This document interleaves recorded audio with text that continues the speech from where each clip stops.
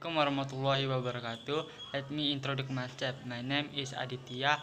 I'm from 11 Accounting 1. Today I want to show how to make energen vanilla flavor. Ingredients: sugar, energen vanilla flavor, hot water, glass, and sponge. Steps: first, put a energen vanilla flavor into a glass.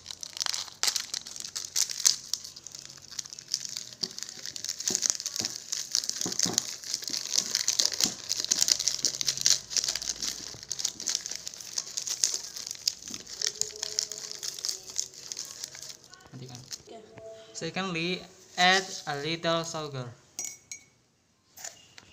Add water to the glass.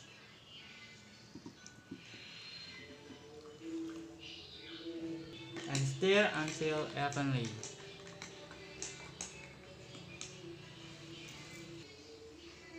Vanilla flavor energy is ready to drink.